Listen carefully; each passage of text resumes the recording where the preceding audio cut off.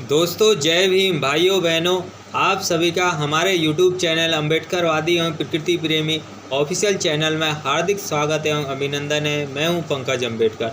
दोस्तों, जैसे कि हमने पिछले अंश में बताया था कि ओम प्रकाश वाल्मीकि जी 5 पास हो गए थे। अब उनके लिए कक्षा 6 में प्रवेश की तैयारी कर रहे थे और जिस घर में 2 वक्त की रोटी खाने के लिए तक लाले पड़ रहे हो और उस स्थिति में स्कूल जाने की बात कोई कैसे सोच सकता है। दोस्तों, उससे आगे की स्टार्ट करते हैं। स्कूल के साथियों को किताबें लिए जाते देखता तो मन भारी हो जाता था। मुझसे बड़े भाई जनेशेर थे। हम दोनों सुबह ही घर से निकल जाते थे। खेतों में घूम घूम कर जंगली घास अपनी भैंस के लिए एकत्र करते थे। मृत्यु से कुछ दिन पहले सुखबीर ने एक भैंस सुचेत तगा से बटाई पर ली थी। ब्याने पर कुछ ना कुछ आमदनी होने की संभावना थी। हम दोनों भाई उनकी सेवा में लगे रहते थे। दोपहर बाद मेरी जिम्मेदारी थी सूअर चराने की। सूअर हमारी ज़िंदगी का अहम हिस्सा थे। शादी ब्याह, हारी बीमारी, जीवन मृत्यु सभी में सूअर की महत्ता थी। यहाँ तक कि पूजा अर्चना भी बिना सूअर के अधूरी थी। आंगन में घूमते सूअर गंदगी के प्रतीक नहीं बल्कि सामाजिक समृद्धि के प्रतीक थे, जो आज भी वैसे ही हैं। हाँ, शिक्षित वर्ग ने स्वयं को इन मान्यताओं से अलग कर लिया है। यह किसी सुधारवादी दृष्टिकोण के तहत नहीं बल्कि हीन भावना के कारण है। यह हीन भावना पढ़े लिखे लोगों में कुछ ज़्यादा ही है, जो सामाजिक दबाव के कारण है। एक दिन मैं सूअर चराकर वापस लौट रहा था। रास्ते में सुक्खन सिंह मिल गया। उसने मुझसे रोककर पूछा, क्यों मदरसे जाना छोड़ दिया, आगे नहीं पड़ेगा? मैंने इनकार में सिर हिलाया।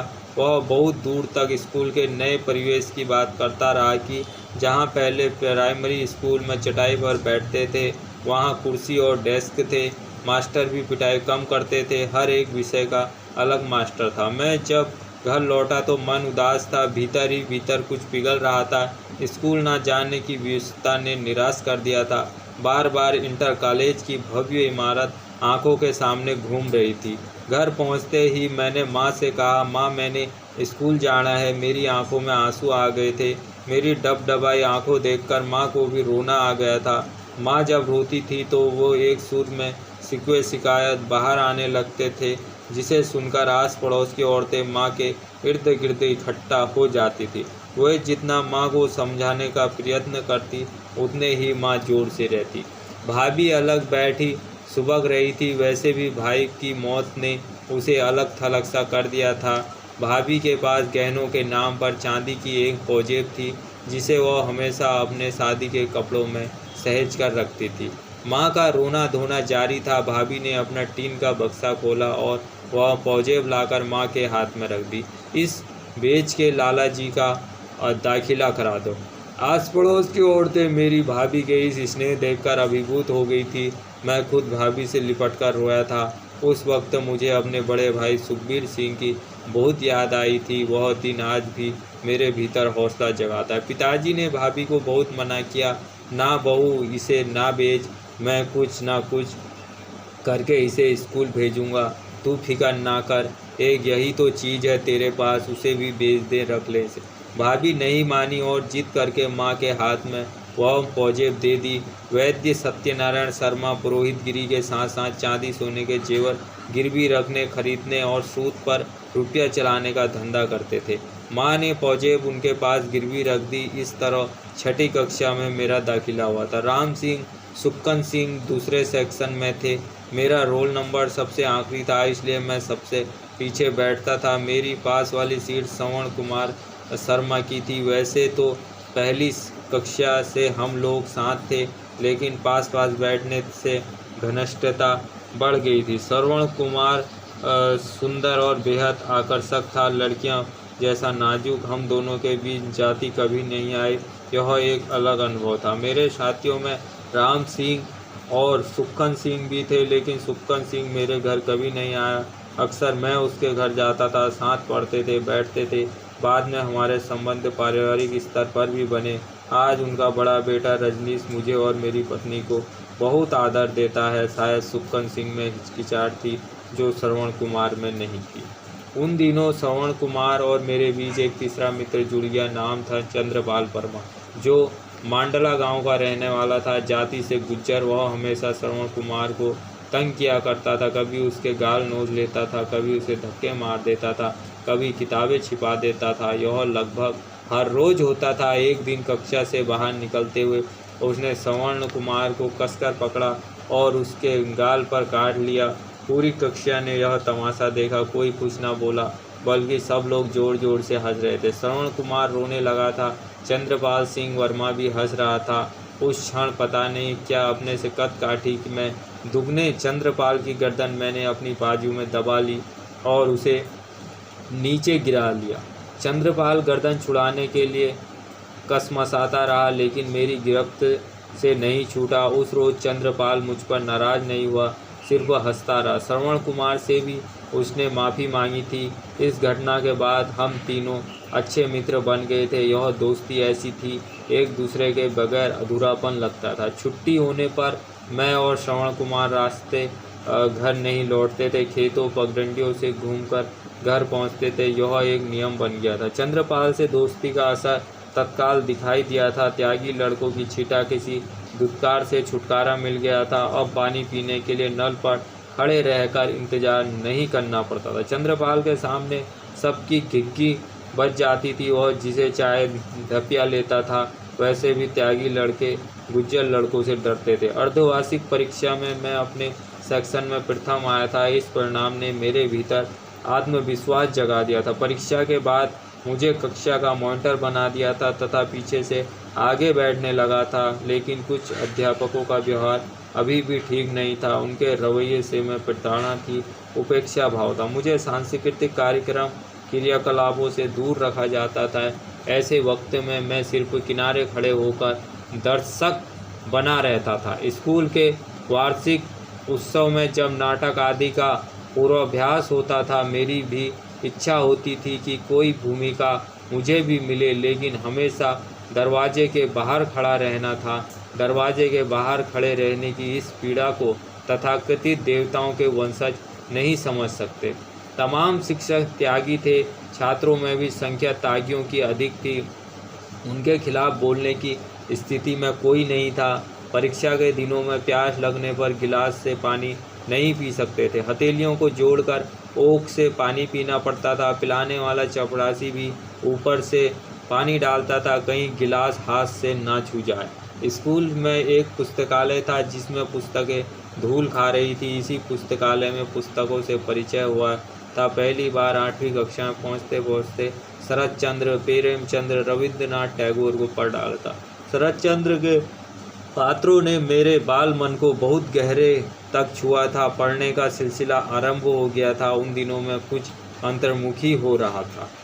डिबिया ढिबरी की मंद रोशनी में माँ को उपन्यास कहानियाँ पढ़कर सुनाने लगा था। ना जाने कितनी बार शरत चंद्र के पात्रों ने माँ बेटे को एक साथ रुलाया था। बस यहीं से शुरू हो गए साहित्य के संस्कार। अनपढ़ अछूत परिवार में जन्मे इस बेटे ने अपनी अनपढ़ माँ को आला रामायण महाभारत से लेकर सूर सागर, प्रेम सागर, सुख सागर, प्रेमचंद्र की कहानियाँ, तोता मैना के किस्से जो मिला सुना दिया। अप्रैल 1993 में राजेंद्र यादव जी संपादक हंस का निमंत्रण मिला था। उन्होंने दिल्ली की मजदूर बस्तियों में कथा कथन के कार्यक्रम रखे थे। मुझे भी कहानी सुनाने का अवसर मिला। पहला कार्यक्रम वाल्मीकि मंदिर मार्ग में था। कहानी सुनाने पर एक अजीब सी अनुभूति हुई थी। उसी रोज माँ की स्मृतियाँ ताज़ा हो गई थी। अचानक साहित्य और पाठक के बीच जो फासला था उसे पाटने का इससे बेहतर तरीका और क्या हो सकता है। अनपढ़ जनमानस साहित्य पढ़ नहीं सकता। जो पढ़ सकता है वह खरीद कर पढ़ने की स्थिति में नहीं है। कथा कथन के माध्यम से साहित्य और साहित्यकार पाठकों के बीच जाकर एक सार्थक संवाद बनता है। जैसे जैसे मेरी पढ़ाई आगे बढ़ी, आस पड़ोस के उन हमउम्र साथियों का साथ छूटने लगा जो स्कूल नहीं जाते थे। भंगी बस्ती से सतपाल और हिरम सिंह स्कूल जाने लगे थे। यानी 30 परिवार से केवल 3 लड़के स्कूल जाते थे। छठी कक्षा के बाद राम सिंह, सुक्कन सिंह और मैं एक सेक्शन में आ गए थे। राम सिंह सबसे तेज था पढ़ने में। मैं और राम सिंह स्काउट दल में शामिल हो गए थे। जिला स्तरीय प्रतियोगिता के लिए स्काउट दल को शहर जाना था। स्कूल से खाकी हाफ पैंट और कमीज मिली थी। School scout master Ramesh Chandra ने वर्दी धोकर इस्त्री करने के लिए कहा था। उस समय तक मैंने कभी इस्त्री किया हुआ कपड़ा नहीं पहना था। त्यागी लड़कों के कलब लगे ताज़ा धुले कपड़ों को देखकर मैं हमेशा सोचता था कि मैं भी ऐसे ही कपड़े पहनकर स्कूल जाऊं। कभी कभी तो त्यागियों के घर से मिली उतरन पहननी पड़ती थी। उन कपड़ों को देखकर लड़के चिढ़ाते थे, लेकिन यह उतरन भी हमारी बेबसी को ढक नहीं पाती थी। खाकी वर्दी को मैंने खूब रगड़ रगड़ कर धोया। समस्या थी इस्त्री करने की। मेरी कक्षा में एक धोबी का लड़का था।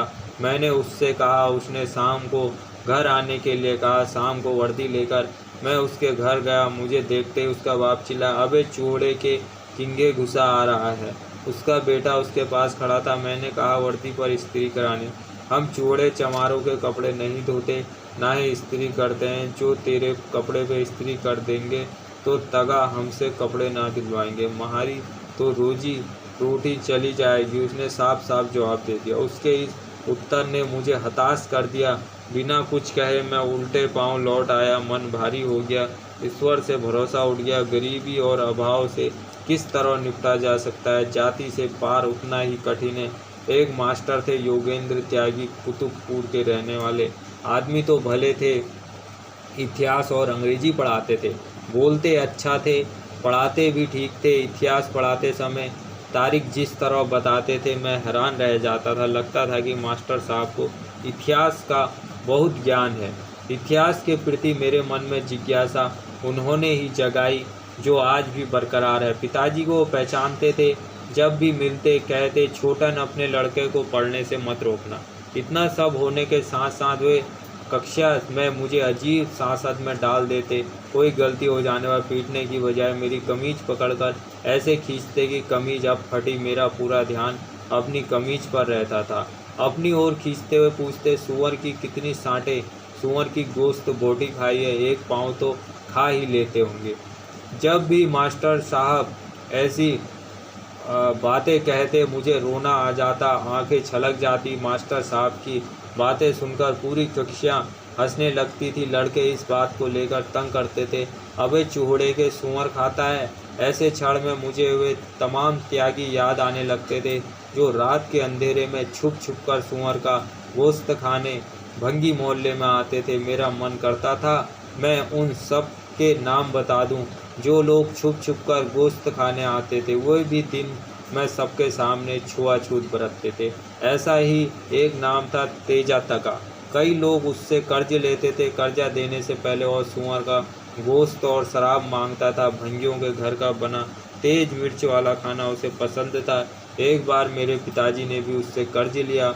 उस रोज़ पिताजी ने उसे कच्ची शराब पिलाई थी, सुअर का गोश्त भी खिलाया था।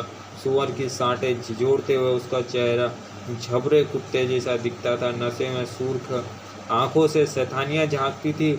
उसके ब्याज की दर इतनी ज़्यादा थी कि ब्याज देते देते जिंदगी बीत जाएगी, मूल जो का त्यों बना रहेगा।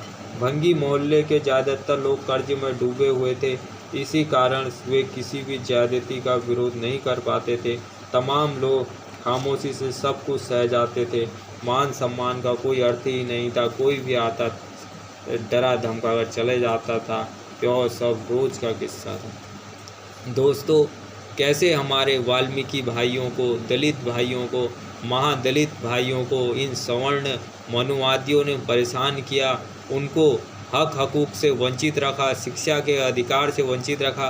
देश की आज़ादी के बाद भी उनके साथ अन्याय किया, अत्याचार किया और स्कूल उनके लिए खुले होने के बाद भी उनका स्कूल में प्रतिकार किया, उनको गालियां दी, उनके बच्चों को नहीं पढ़ने दिया, उनके साथ मारपीट की, उनको जातिगत शब्द कहकर अपमानित किया।